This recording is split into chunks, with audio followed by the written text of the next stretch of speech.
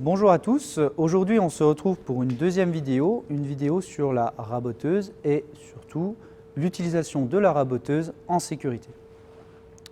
Dans la vidéo précédente, on a vu comment dégauchir un bois, d'accord?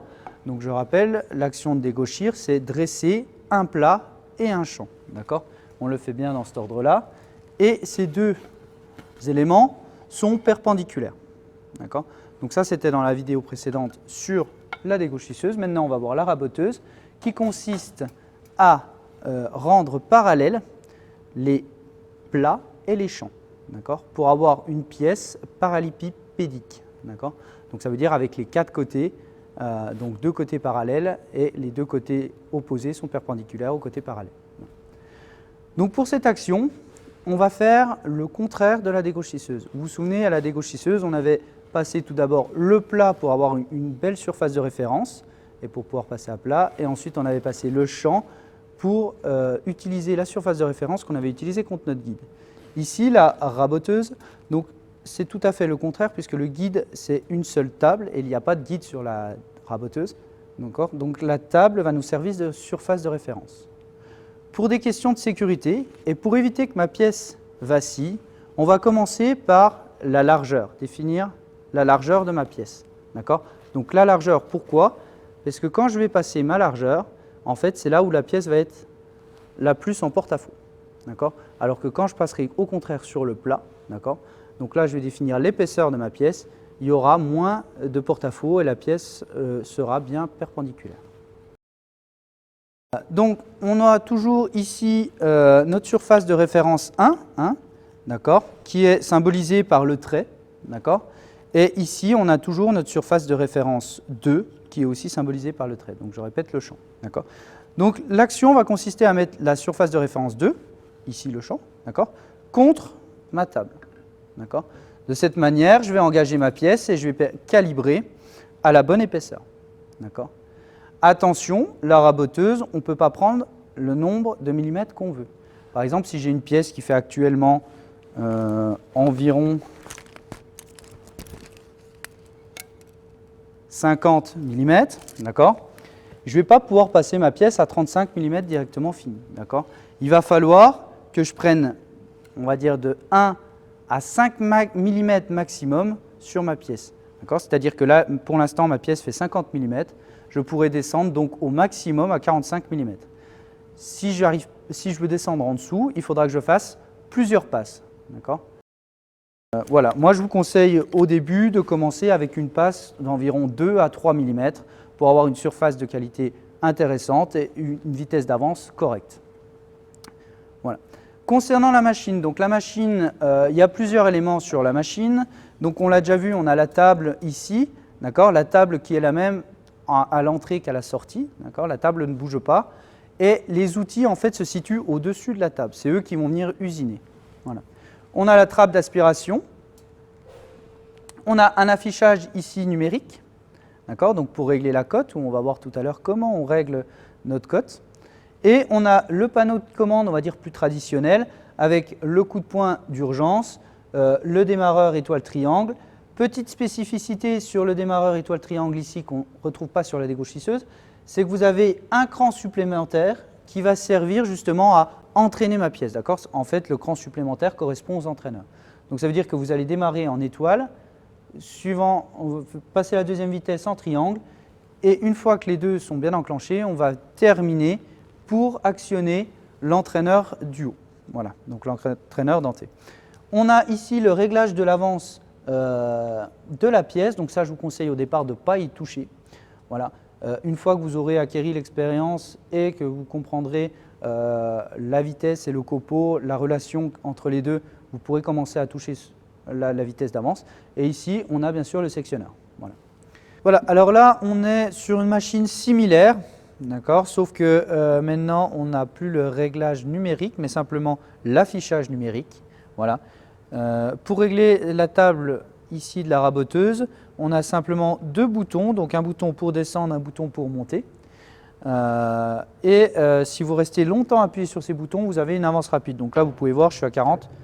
Et là, on voit que l'avance est plus rapide que simplement quand je descends un petit peu.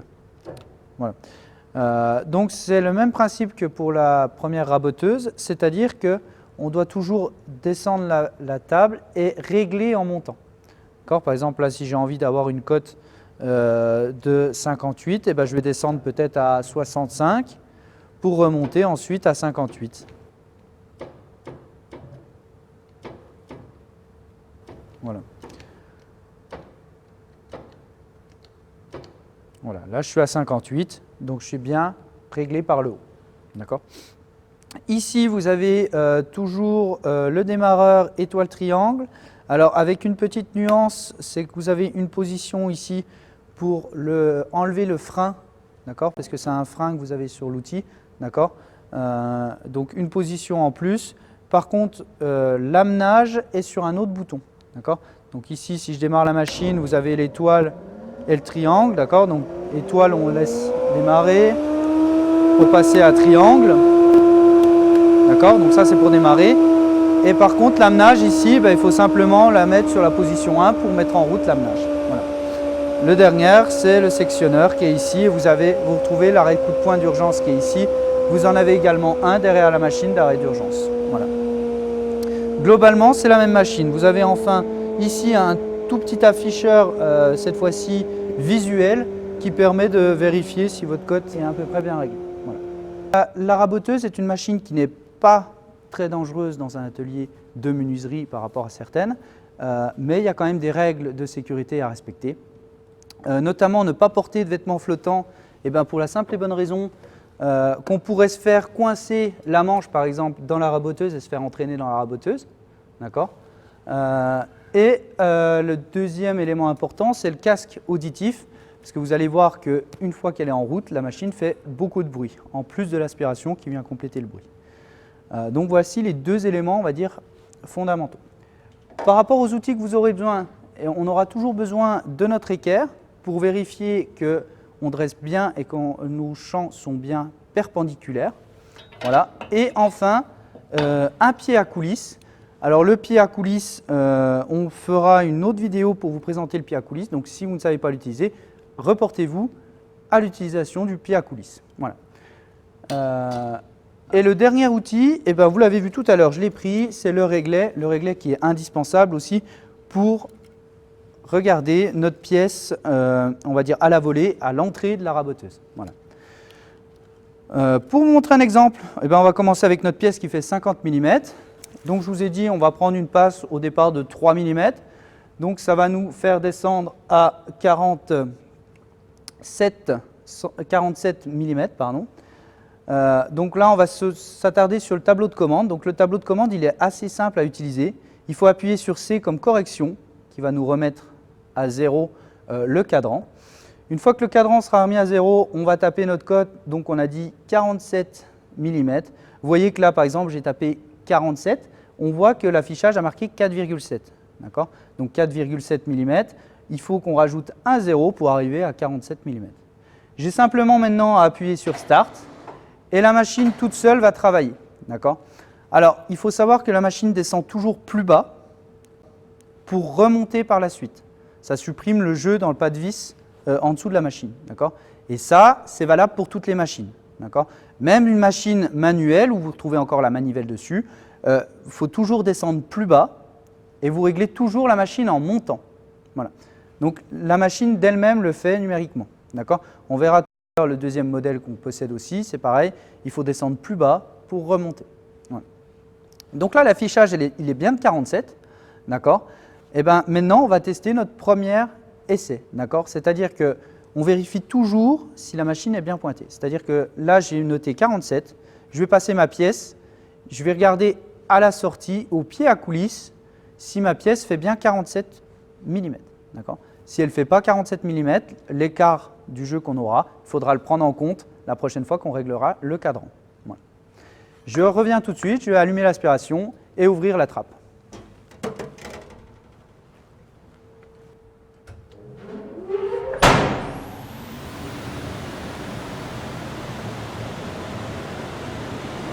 Voilà.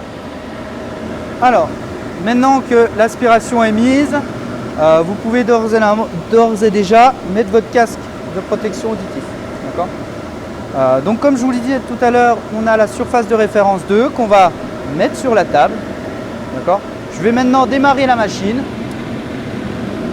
D'abord sur la position étoile.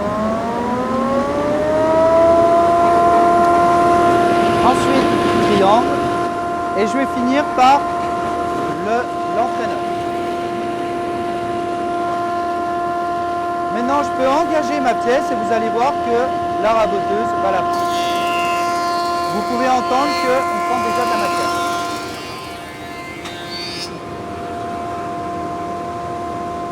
Alors très important, quand on arrive à la sortie de la raboteuse, on ne change surtout pas l'orientation de notre pièce. C'est-à-dire que ma pièce est passée dans ce sens-là, je vais la reprendre et je ne vais surtout pas la retourner. D'accord ? Puisque notre surface de référence est toujours ici. Je vais prendre mon pied à coulisse. Vous vérifiez bien que votre pied à coulisse est à 0 en partant. Et on va pouvoir... Regardez, donc là je suis à 47,26. D'accord ? Ça veut dire que j'ai affiché 47 et a priori on a 26 dixièmes de différence. Ça veut dire que si vraiment je voudrais être à ma cote, eh ben, j'aurais affiché à la place de 47, j'aurais affiché 46,8 et je serais tombé sur 47.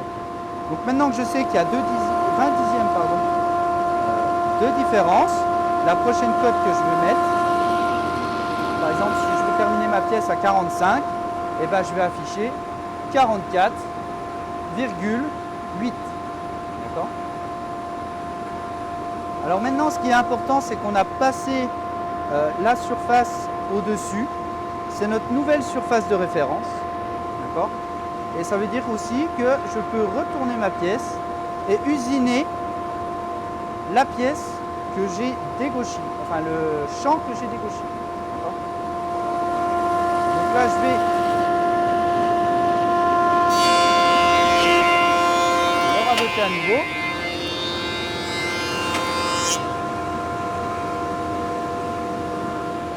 Voilà.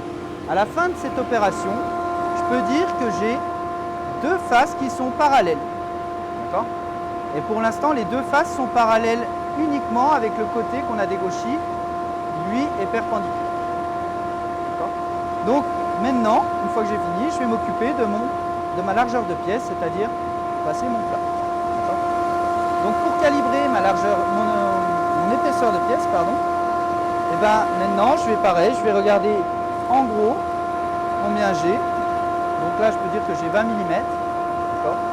Donc je vais faire une passe par exemple à 17 mm pour respecter mes 3 mm que j'ai fait. Voilà, donc la machine là elle monte, donc elle va s'arrêter directement. Il se peut que sur certaines étapes, la machine n'arrive pas à calibrer. Il faut simplement recommencer l'opération et vous verrez qu'à force elle va y arriver.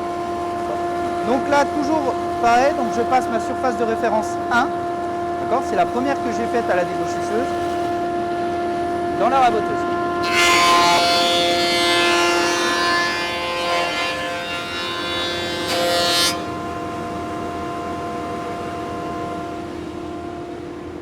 Voilà. Donc là vous voyez que ma surface est propre, elle a été passée intégralement. Je peux donc retourner pour repasser ma surface de référence 1. D'accord ? Et je rappelle que du coup la nouvelle surface de référence est celle que je viens d'usiner à la raboteuse. Donc je retourne et je vais repasser sur ma surface de référence 1 à 15 mm. Alors je rappelle qu'on a toujours 2 dixièmes, donc je vais afficher 14,8 à la place de 15.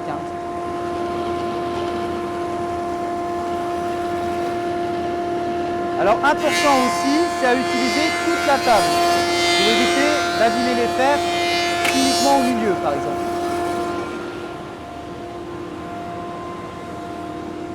Voilà, ma pièce est terminée. Donc vous pourrez voir que ma pièce a été usinée sur les 4 faces. D'accord ? Il y a un bon moyen de voir si je ne me suis pas trompé. C'est tout simplement qu'il ne doit rester aucun trait de notre dégauchisseuse. D'accord ? Ça veut dire qu'on ne doit plus avoir ni de trait ni de surface de référence. Voilà.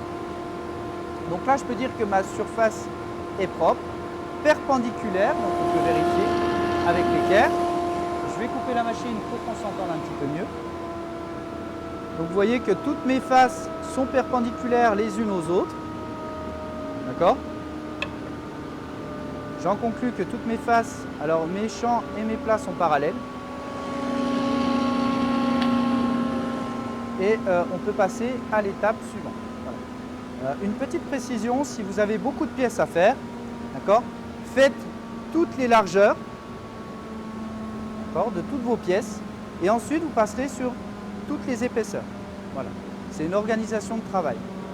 Également en organisation de travail, ici vous pouvez mettre toutes vos pièces brutes, d'accord, et ici toutes vos pièces qui viennent d'être passées.